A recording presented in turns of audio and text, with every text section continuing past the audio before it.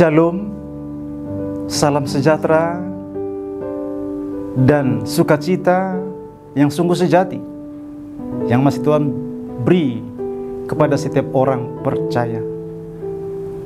Pada akhir pekan ini, saudaraku, Sabtu tanggal 15 Februari 2025, mari kita dengarkan renungan harian dari Huria Kristen Batak Protestan Setia Mekar yang boleh tampil di tengah-tengah kehidupan orang percaya.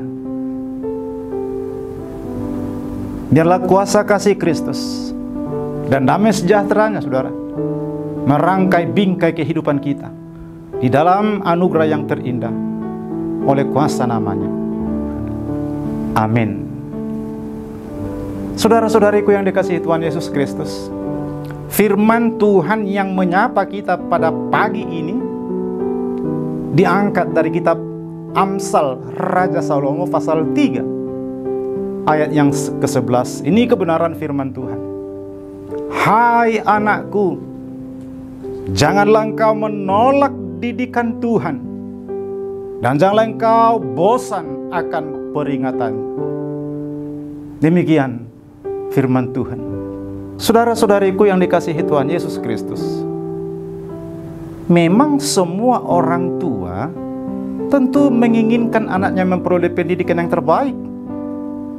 Orang tua mau anaknya mengenyam pendidikan di sekolah atau di perguruan tinggi yang terbaik, dididik oleh guru atau dosen yang terbaik, sehingga anaknya memperoleh kualitas pendidikan yang terbaik pula. Seorang pendidik yang baik tentu diyakini memiliki ilmu yang diperoleh dari sumber yang baik dan mampu menerapkan metode pembelajaran yang tepat, sehingga anak didik akan terdidik secara lebih baik. Salomo sebagai raja dan penulis Amsal berharap agar anak-anaknya mau dididik oleh Tuhan. Ia yakin Tuhan selalu menginginkan yang terbaik untuk umatnya. Memang terkadang Tuhan mengizinkan kita mengalami pencobaan dan kesulitan supaya kita hidup sesuai dengan kekudusan dan kehendaknya, saudara.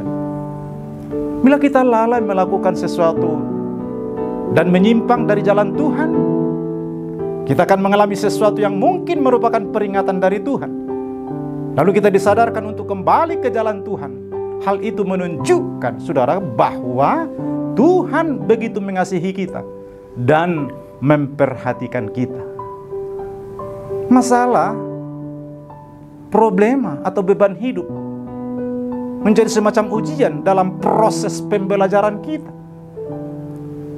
Artinya, kita perlu, saudaraku, membentuk penyerahan diri terhadap penyertaan dan perlindungan Tuhan, yang menjadi dasar bagi kita untuk tetap berjalan di jalan Tuhan. Sebab Tuhan adalah sumber kebijaksanaan, sumber pengertian dan pengetahuan yang pasti memampukan kita bersifat bijaksana dalam mengambil setiap keputusan kita, agar segalanya boleh sesuai dengan maksud serta kehendaknya untuk mendatangkan kebaikan,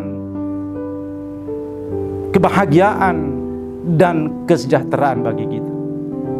Saudara, Tuhan menjaga kita agar tetap berjalan dalam rencananya dan mendatangkan damai sejahtera. Tuhan tidak akan pernah membiarkan orang yang mengandalkan Dia terjebak dalam jebakan-jebakan yang dipasang oleh musuh. Bersyukurlah, saudaraku, bila Tuhan masih berkenan mendidik kita. Hal itu menjadi bukti bahwa Ia sangat mengasihi dan memperhatikan kita. Dia akan memampukan kita dalam mengambil keputusan dan menuntun kita agar tetap berjalan dalam kebenaran dan kebaikannya. Andalkan Tuhan sepanjang hidupmu.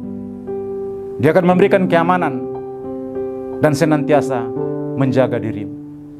Saudara yang dikasihi Kristus, seringkali kita melihat teguran sebagai hal yang negatif. Tetapi sebenarnya teguran adalah wujud dari kasih Allah terhadap kita. Bagaimana kita dapat memahami kasih ini? Sebagaimana Salomo mengucapkan, "Hai anakku, janganlah engkau menolak didikan Tuhan, dan janganlah engkau bosan akan peringatannya. Karena Tuhan memberi ajaran kepada orang yang dikasihinya." Allah tidak hanya mencintai kita, tetapi Ia juga peduli dengan pertumbuhan rohani kita. Teguran adalah cara Allah menunjukkan kasih-Nya kepada kita dan membimbing kita, saudara, menuju kehidupan yang lebih baik. Dia mengajar kita seperti seorang ayah kepada anak yang dikasihinya. Mari menerima teguran dengan hati yang terbuka.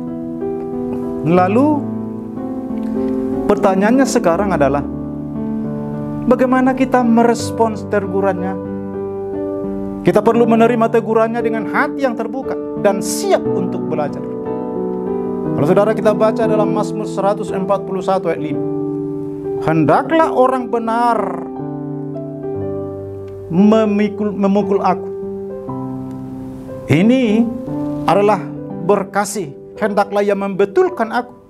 Itu adalah minyak yang tak akan kering di atas kepalaku.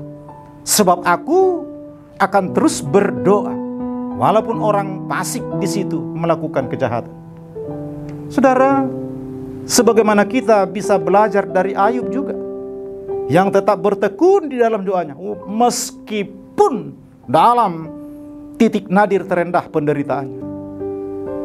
Demikian pula kita perlu menerima teguran dengan kerendahan hati dan tekun dalam doa, walau dalam kondisi yang sungguh menyakitkan sekalipun, sebab Tuhan tahu apa yang kita perlu. Ketika kita menerima teguran dengan benar, itu membawa pertumbuhan rohani kita, saudara. Allah ingin membentuk kita menjadi pribadi yang lebih baik, lebih kudus, dan lebih dekat kepadanya.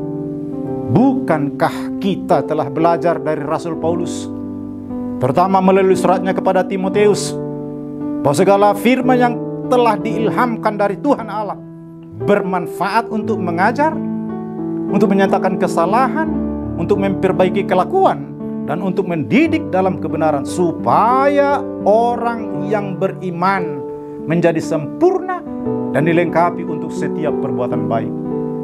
Saudara, teguran adalah salah satu cara Tuhan Allah mengajar, memperbaiki, dan mendidik kita dalam kebenaran. Itu adalah keputusan surgawi untuk menjadikan kita sempurna di dalam Kristus. Sebagai anak-anak terang Allah, kita dapat menghargai teguran sebagai tanda kasih-Nya kepada kita. Ketika kita menerima tegurannya dengan hati yang terbuka, kita akan mengalami pertumbuhan rohani yang luar biasa.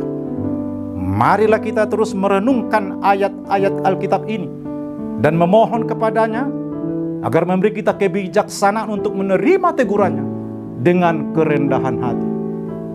Saudara, kalau kamu terluka, katakan terluka kepada Tuhan. Kalau kamu marah, ya katakan marah kepadanya. Kejujuran yang Tuhan minta. Aku juga sering melakukan itu. Jujur pada perasaanku sendiri, hanya kepada Tuhan. Sebab Dia dapat menangani keraguan, dapat mengambil keputusan tentang kemarahan, ketakutan, kesedihan, kebingungan, dan pertanyaan-pertanyaan yang lain dari kita. Mengakui keputusasaan kita kepada Tuhan dapat menjadi sebuah pernyataan iman kita. Kalau dalam Mazmur 116 ayat 10 merupakan suatu pernyataan iman Daud, aku percaya sekalipun aku berkata aku ini sangat tertindas.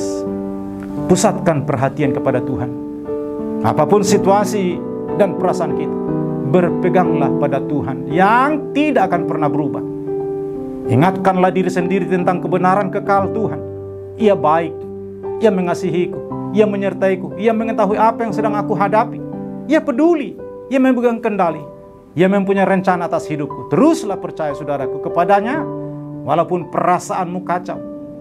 Sembahlah dia dengan cara yang paling dalam.